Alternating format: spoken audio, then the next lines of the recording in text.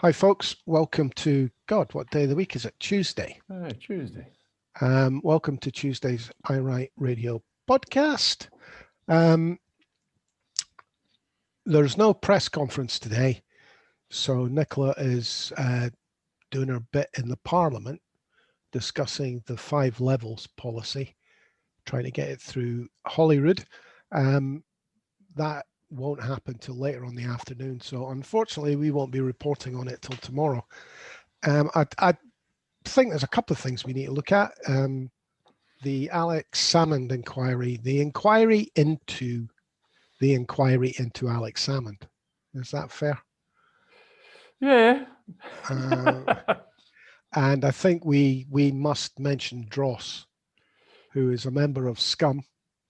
I'll get my anachronisms lined up. But we'll kick off. Will we kick off with the inquiry this morning? Yeah, I'd like to start off with what the previous Permanent Secretary said. It was published in the Daily Record this week. Sir Peter Housden, before Leslie Evans, who's the woman in the spotlight. Goodness knows, nobody can understand how she's not been fired, but there you go. Let me bring it up, because if I'm going to retired civil servant, right? Scotland's former top civil servant said he did not discuss any bullying and intimidatory behaviour by Alex Salmond with Nicola Sturgeon.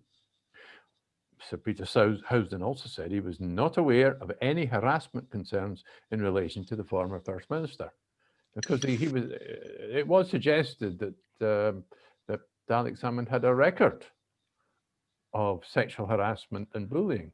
I think he also said something along the lines of, when he was in front of the committee, did he not say something about Alex Salmond could be aggressive and bad-tempered with the staff? Yeah, he said that the former SNP leader could display bullying and intimidatory behaviour. My God, what boss hasn't? When you get angry with the staff, you're bound to shout at them, aren't you? Sorry, that was my bad style of management. It's your bad style of management, mate. All right, so you're supposed to just pat people on the head, say, you didn't do very well. No, you take them aside and explain quietly and reasonably to them that you're going to fire their asses. All right, okay. Well, there is a final quote from Mr. Housden. I can confirm, he says, I was not aware of any harassment concerns and so did not discuss any with Miss Sturgeon. Well, your letter, this is a letter from the inquiry to him, only refers only to harassment concerns. For the avoidance of doubt, I did not discuss any bullying and intimidatory behaviour by Mr. Salmond with Miss Sturgeon either. Well, he's retired, no axe to grind, you would think. Well, that's definitely cleared both of them as far as the previous Permanent Secretary is concerned. Yeah. Interesting morning. Ms. McKinnon wasn't seen, but was heard. Did you see what the Reverend Stu Campbell had to say about that? Well, it's interesting. If your excuse for not appearing in person or via video link is that you're scared of being harassed on social media, you would think maybe having some sort of social media presence would be a prerequisite. Apparently, nobody can find her on social media. Or historically, even. Which means if she is on social media, she's operating under a pseudonym, which nobody knows. And therefore how can you be harassed? Yeah, it is interesting. And I was left thinking, well, this allows her, now she's the key, everybody agrees that she is the key suspect. She's the witness that everybody wants to she appears to have said that she was involved from the start of this new process which captured, bear in mind, this new process doesn't exist in Northern Ireland, Wales, or in Westminster with the civil service. It was only invented in Scotland, and it's only ever captured one man, and they obviously ballsed it up because he was cleared by a civil court and cleared by a criminal court. However, the woman responsible seems to think that everything she did was wonderful and she should get a star against her name for her behavior. Well, if she didn't understand what the clause in Paragraph 10, I think it is, isn't it? Well, paragraph 10 that basically said if you've had anything to do with the complainants, you should not be involved in the actual investigatory process. Exactly. Now, it wasn't, well, it certainly didn't sound like legalese to me. It was very easy to understand. And she was then questioned about whether she understood that and did she think she'd made a mistake being involved. She said no. Well, she's either very, very stupid or lying, or she's lying. And that I couldn't get over that. That was, I mean, I didn't realize it was quite as plain as the nose on your face. No, how do they let her get away with it? Don't forget who's going to be there live. Alex Salmond's going to be there live. Nicola Sturgeon's going to be there live. Everybody else has been there live. How come this woman, the biggest, most, this woman is supposedly responsible. Bear in mind her previous job was at the Police Scotland, HR at Police Scotland. And she, according to the Daily Record, she was involved in scandalous behavior there. I can only quote the Daily Record. I didn't make this up. So here's a woman, a suspect, and she's allowed to give her evidence without being seen. Now, it's very important in a court to see the witness when they talk to you, because you can tell whether they're lying or not by their cues, their body language. This isn't a court. That's the first thing. She's still a witness. I'm not sure what the rules are. Is she obliged to appear? I don't know. Could she have turned around and said, well, unless you let me just do it? I'm almost certain that she had a lawyer sat right beside her, telling her what she couldn't say. Well, I mean, one of the problems with this is we don't know the other players, i.e. the alphabet women. So there's got to be a worry for individuals who are not used to being put in this position, that they put their foot in it and end up in contempt with a contempt of court charge. I wouldn't have a problem, to be honest with you, with everybody having a lawyer sitting beside them to keep them legal. But it should be known that that's the case. Yes, it should be known that that's the case. And the other witness this morning, I didn't sit through the whole thing, but this other witness, what was her name? Barbara Allison. My goodness. Now, what is she? Head of communications. And yet she was playing funny buggers, silly buggers. Oh, I was only involved in a pastoral role rather than. What does that mean? Does that mean you're not there officially as head of communications? What's head of communications? A pastoral role is really about holding someone's hand. I heard. Yes, holding some. I hear you've had, somebody battered. You need somebody to hold your hand, or somebody's been bad to you. Yeah. Well, she's head of communications. What's that got to do with pastoral bloody work? Send for a minister if you want pastoral care. Get a priest in. I mean, neither one of us have been civil servants, so we don't know how this works. But my only experience of this sort of thing was in an all-male environment, and it's weird. It's much more touchy-feely than most people in the fire brigade, as I was at that time, were used to. It was ridiculed, frankly. What was? Sorry, what are you saying? This pastoral kind of look after you. Are you under pressure? Do you have a problem? Come and speak to me. But that was a long time ago. That was 20 odd years ago. So we're talking about vast changes since I was ever part of anything like that. So maybe this pastoral role function is common now in big institutions. I'm not arguing against that. All I'm saying is she was head of communications. What's that got to do with pastoral care? Well, I would have thought the civil service would have employed a professional, rather than somebody in charge of communications. Somebody with trained in social work or something, at least, or psychology or something. Well, maybe they just felt it was so high up the tree being an ex-First Minister they were inquiring into, they needed to keep it near the top.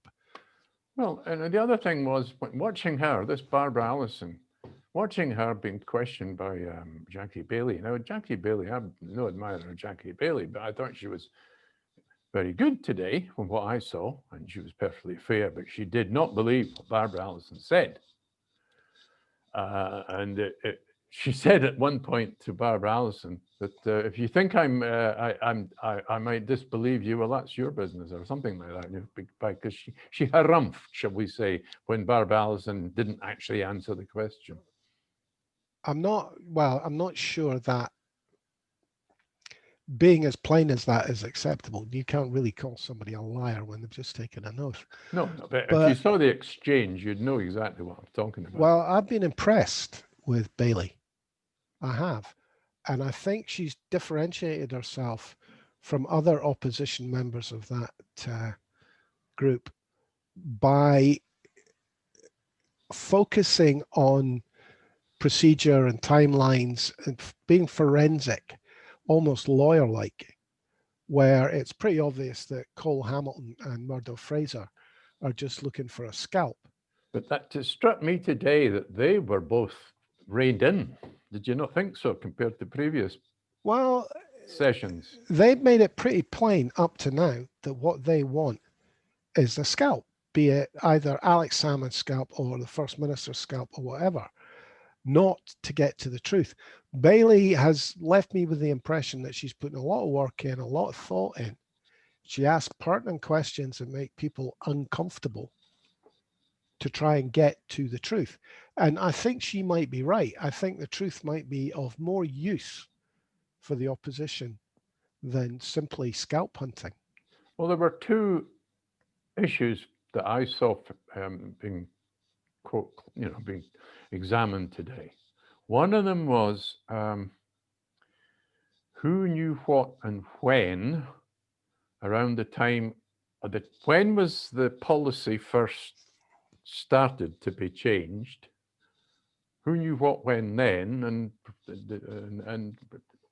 it's a narrow time span. It's from beginning of October to the 20th of December, I think, 2017, when it was signed, this new policy was signed off.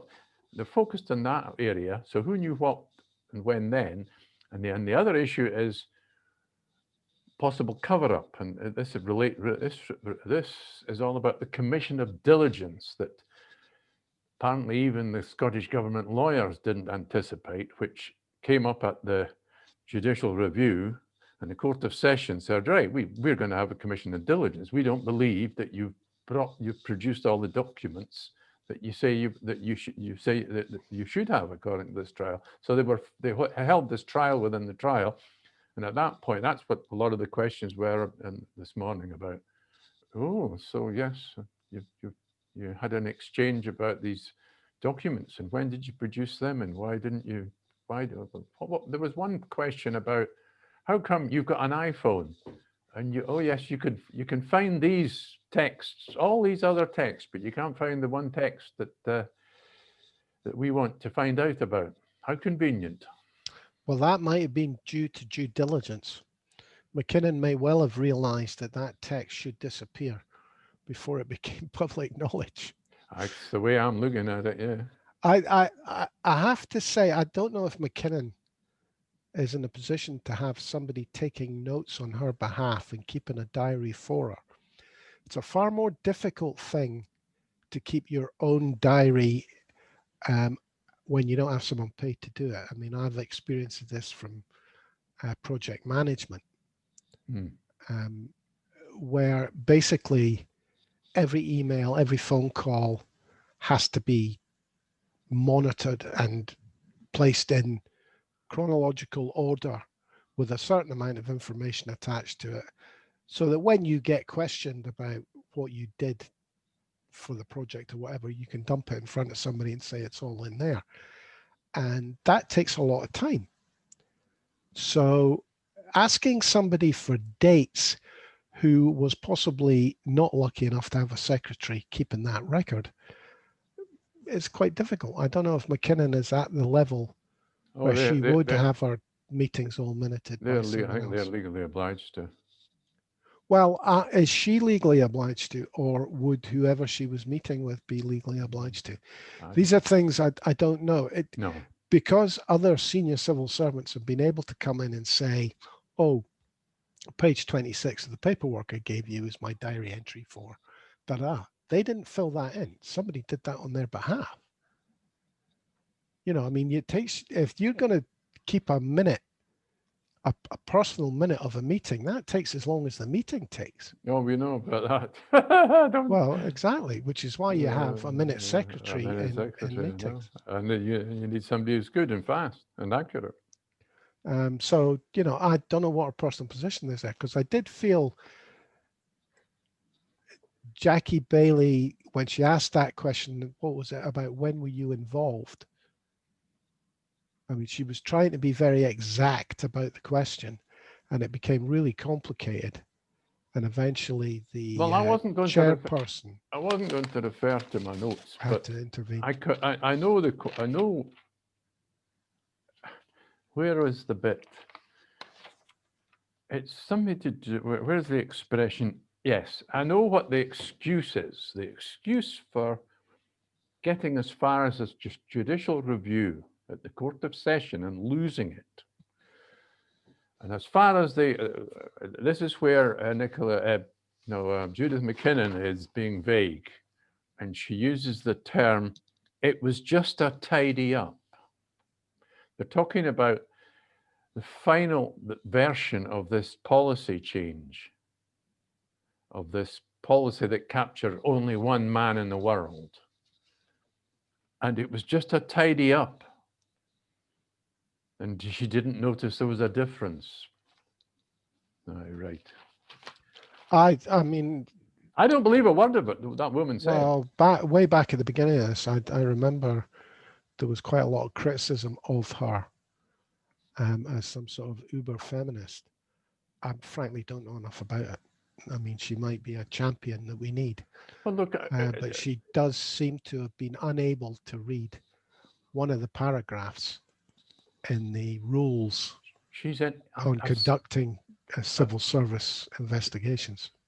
Especially HR investigations. She's a very senior HR person. Well, that smacks of, well, I would, there's two possible answers to me. She knew full well what she was doing and thought she'd get away with it.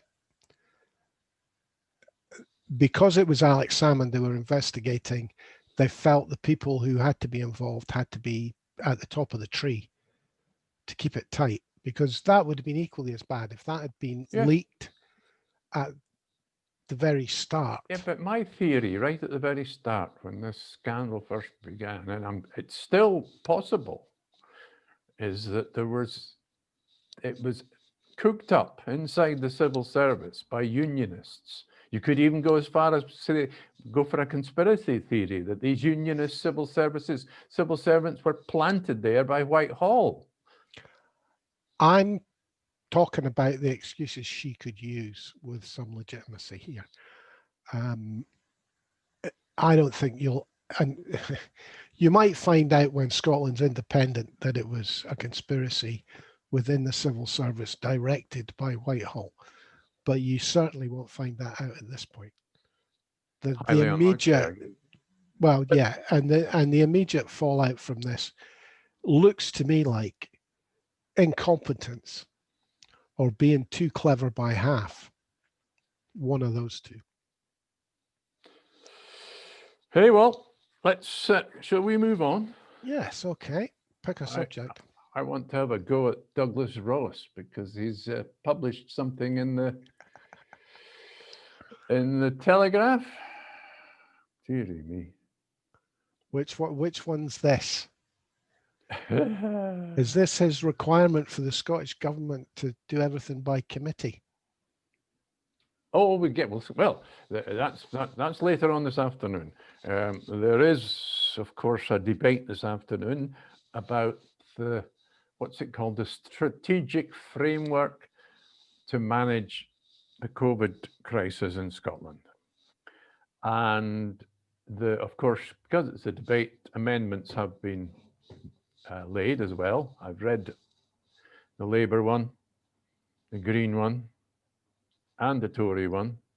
Won't bore you with the Green one and the Labour one, but the Tory one is farcical. Where is it? Oh, goodness me, here we are. At one point, right, they call on the Scottish government, this is what they want added to what they're doing, the Scottish government to establish a Corona Business Restrictions Advisory Council. So that sounds like a committee, also known as a CAMEL. Do they say who should be members? The business community. What's even dafter is, where is it? When it calls on the Scottish government to develop and publish a Christmas loneliness strategy to consider the need for families to safely meet relatives across the UK this festive season. No, the festive season, as far as I know, lasts. Wait a minute. Is the word safely actually in that statement? No. And as far as I'm concerned, the festive season starts on the 1st of December when all the shops are full of Christmas lights and trees and everything, and lasts until, was it 12 days after Christmas? So we're talking 6 weeks. And they want... So wait a minute. Let me get this right, because I haven't read this. They want the Scottish government to come up with a plan that will allow families to meet together all over the UK safely. Across the UK. Safely. Does it say safely? No. Scottish government to develop and publish a Christmas loneliness strategy to consider the need for families to, safely meet relatives across the UK this festive season. Now, how are they going to do that? Well, they can't do that. So what they want the Scottish government to do is guarantee that nobody will catch coronavirus due to a plan that allows people to travel all over the UK safely to meet their relatives. There you go. Right. So that isn't possible. They must believe in the tooth fairy as well as Santa Claus. Well, that's impossible. So I've got a plan. Nobody gets to leave their house at all on Christmas Day, and that'll be as safe as you can get. That's called a curfew, and that hasn't yet to be mentioned. It's called a Christmas Day lockdown. It's called a curfew. I've got some news for some people in this country. Somebody I know in Australia had a sniffle at work. Was immediately, because of the way the laws over there, was immediately sent for a test, which he didn't have to pay for, which he had straight away. Forced to self-isolate for 2 days until the result comes back, and is allowed to claim up to $450 for time off work. Well, I'm sorry, that's nothing. Because it took longer than 24 hours for him to get the test. Okay, that's in Australia. Wait a minute, let me explain how that would work in the UK. It took longer than 24 hours for him to get the test. That's the Liberal stance. Therefore, the system isn't working. He wouldn't have got any money at all for self-isolating because that's the Tory way. The Labour Party view of it in the UK would be that it was not quite enough money. It was quite a lot of money, but not quite enough. The papers, depending on who owns them, would have totally different views. The system would just not be good enough, or it would be too generous. 2 days off work, and you can get $450 dollars. Let's call it half it. Just say that's $450, over £200 for 2 days off work. Well, that's obviously far too generous if you're a Tory, and not generous enough if you're a Labour Party member. And if you're a Liberal Democrat, you need to go and get your heat examined. And I mean that in the sense that the NHS should have a system in place so you can get your heat examined. Well, I'm going to have to watch some of this debate this afternoon. I'm going to have to engage, that dual, you can watch two TV sets at the same time, or look at the screen on the computer and just out of the corner of your eye figure out, because I'm not watching it closely. Douglas Ross has come out. Or sorry, Ross. no, let me put this another way. Scottish Tories have crossed the Rubicon and become socialists. They now believe in feeding the poor. Apparently, their new policy is that all children everywhere in the world should get free meals 8 times a day and be given cream buns whenever they request them. And he's the leader of the Scottish Tories, and yet he can't get his MPs to vote the same way as he does. Well, he didn't vote. He didn't vote yay or nay. He abstained. Well, he can't get them to vote the same way he does. Wasn't in attendance. Yeah, okay. Wasn't in attendance. Right. So if you don't vote, that's still if you vote yes, if you vote no, or if you abstain, there are 3 choices, haven't they? Yeah. He didn't. For some leader, he's a crap leader because he didn't get his MPs to vote the same way as he did. There's slightly more to it than that, even, because it was an English-only issue. And like many English-only issues, any money spent on it generate Barnett consequentials. So the 5 Tories who did vote against school meals for English children, where their vote didn't count, but they voted nonetheless, also voted against Barnett consequentials coming to Scotland. I've got something here. According to Ian Blackford, Scottish Tories' latest excuse is to falsely claim it's an England-only issue, but the fact is Tory cuts to free school meals funding will deprive children of food and take millions from Scotland's budget. And that's my point, which brings me back to the Internal Market Bill, where things will be voted on by English MPs that can have a serious knock-on effect in Scotland. So there's a democratic deficit there. The other point about the free school meals issue is that Scotland's already doing it, Wales is already doing it, Northern Ireland's already doing it. Every party at the Scottish Parliament supports it except the Tories. Well, so it's now going to be unanimous in Holyrood. I think we need to focus on Douglas Ross because it's pretty obvious. He's on BBC's and television every day. Every bloody day he's on live. Well, they're trying to turn him into Ruth Davidson. They're trying to make a celebrity out of him, obviously.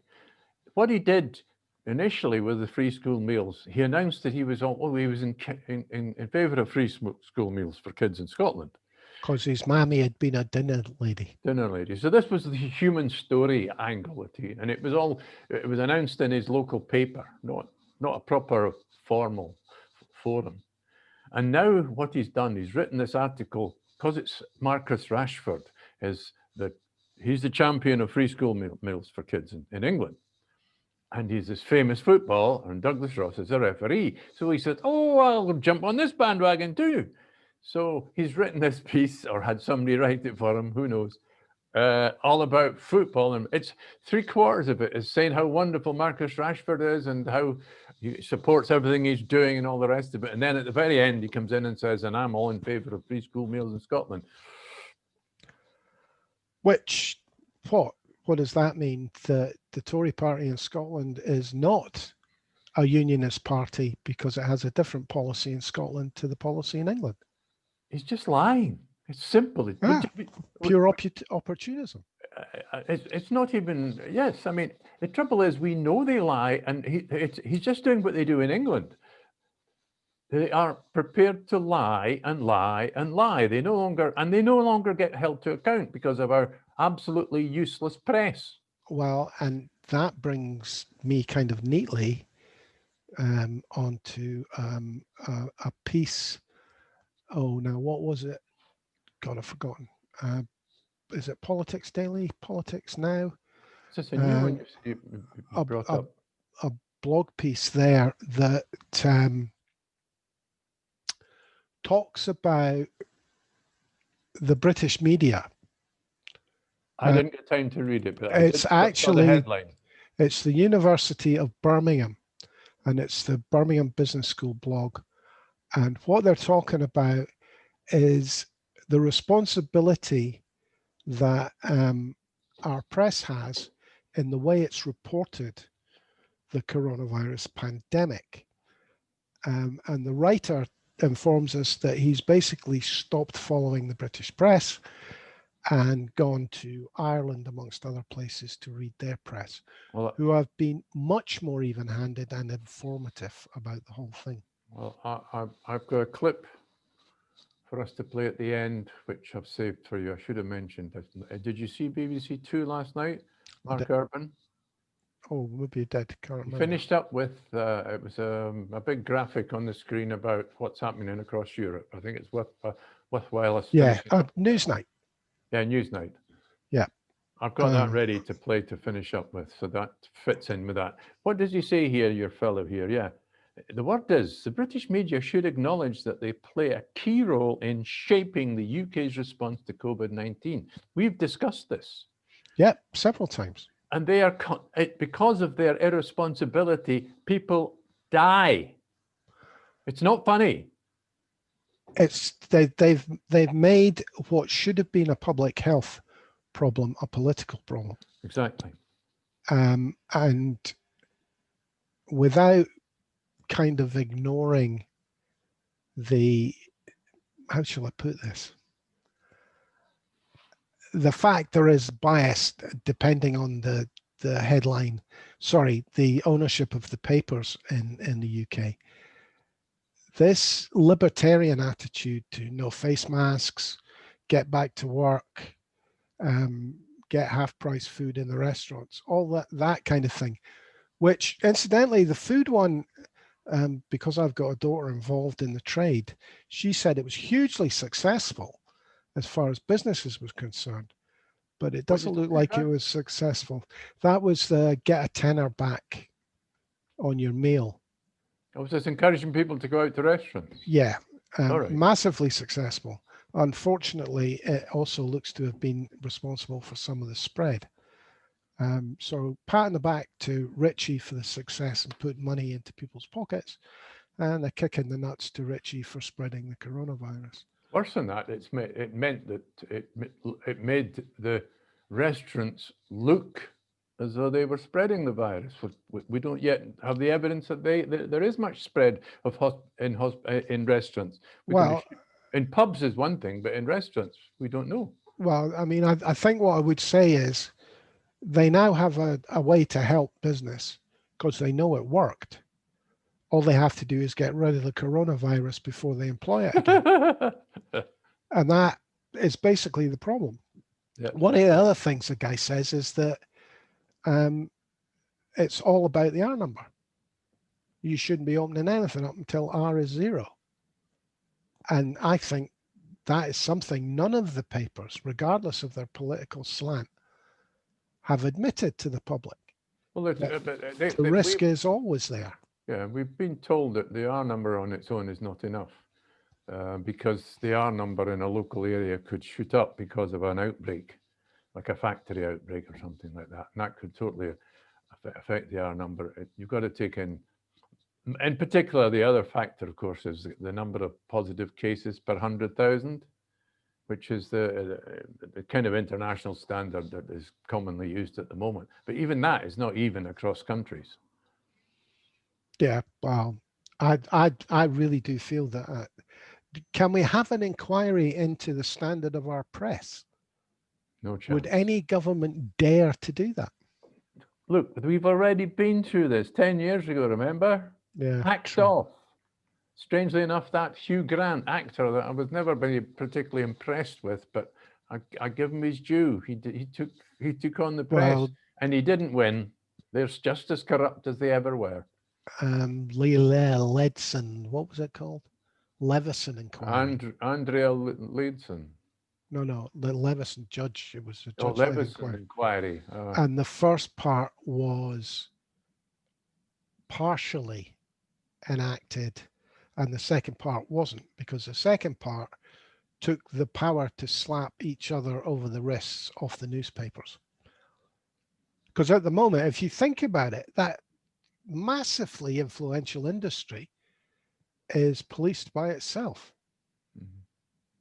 It's not policed by anybody, effectively, because the ownership is 90% offshore in tax havens. It is uncontrollable. It's the very reason why I voted originally for the common market, because of international oligarch companies out of control. It's something that isn't ever in our press, but we need a discussion in the Yes movement.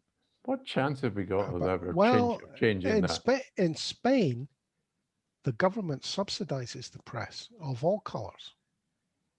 No, I'm not sure Spain's the best example of everything, though. I'm sorry, Stuart, I've got a call coming in that I'm going to have to take. Well, look, I'll put on the, if you allow me, I'll put on that, we can finish up, and I'll put on that video and we can finish up. How's that? Okay, yep, go for it. I should have it ready. So it should be easy to go for. As long as I've got to share, haven't I? Yeah, you hit the share button. You should be able to do it. I've clicked the button. I've got to hit the share button. Share screen. Yeah, I've got the share screen. All I've got to do is find it now. There it is. Here we go. Might even get it big. We can plot the figures there on you the go. map of How's that? data compiled by the European Centre for Okay, we'll let this run to the end of the show. I will do. I'll click it off. Dark purple are where it is. It's 3.5 minutes. 40 positive cases per 100,000 people. We can take the phone now. Perfect metric. Different countries test to different degrees, but it's the best we've got, and it's the one that the UK government bases its travel restrictions on. So a lot of places well over that 240, including the UK with 405 cases per 100,000. A couple of countries that looked like they were doing quite well, Italy and Germany, both rising now. Italy, 283. It was a 20th of that in mid-August. Germany, 135, still doing really well comparatively, but it is going up there. Spain, more or less on the same as the UK. But then look at the other extreme. Belgium, more than 3 times the number of cases than the UK. Hard hit in the first wave, hard hit again. The Czech Republic also over 1,300 cases per 100,000 in these latest figures. Not surprisingly, those two countries have been looking at the most stringent anti-COVID measures, Belgium and the Czech Republic. Let's have a look at the next map and start to look at those. The first of those is the so-called circuit breaker. The Czech Republic was the first to introduce a national circuit breaker, or semi-lockdown, call it what you will, a few weeks ago, with all restaurants and bars and non-essential shops shut until a week tomorrow at least. Ireland has started a 6-week similar lockdown restrictions there. 6-week circuit breaker. It's meant to save Christmas. That's the idea. Northern Ireland, a slightly less stringent lockdown in place for 4 weeks, and Wales, less still, just over 2 weeks in their plan. Now, almost all of these European countries have tried to inhibit drinking and socializing in an attempt to slow things down. Italy, let's have a look at some of these measures. Some of those measures came into Italy yesterday. They're closing bars and eateries nationally at 6 p.m. You can only do takeaway business after that. Other countries have chosen different times, 9 p.m. in France, and Spain, perhaps unsurprisingly, staying open until 11 at night, a time when in happier times, Spaniards would just have been going out. Now that's when business has got to end. Belgium, as part of its national clampdown, has closed bars and restaurants to indoor customers altogether. And in Sweden, the lockdown liberals that they are, bars, restaurants, and even nightclubs are still open nationally, but local restrictions are going in places like Uppsala, where they've introduced voluntary restrictions on hospitality areas and the use of public transport. So perhaps some small degree of convergence starting to emerge between Sweden and other countries. All of these countries in different ways trying to limit the way people mix. Now, the ultimate option, of course, is to go for full-on lockdown as Spain and Italy did in the first time, but no state wants to do that. Instead, there are curfews going in certain parts of Europe, and they restrict movement at night, for example. So in several big French cities, you're not supposed to be out after 9 until the early hours of the morning. It's 11 in Spain, but in Madrid, Navarra, and Catalonia, it's more extensive. Provincial bans are now in place, traveling in and out at all. of those regions. Something similar going on in Belgium, where you're not supposed to be out after midnight. In Ireland, you're not supposed to be more than 5 kilometres from your home if exercising. Many different approaches across Europe, then tailored to political and cultural realities in each country. To be honest, none of them, with the possible exception of Germany, appears to be working particularly well right now. And across Europe, it's pretty much a case of all governments, left and right, national and regional, reluctant to take draconian action and watching the cases soar as a result.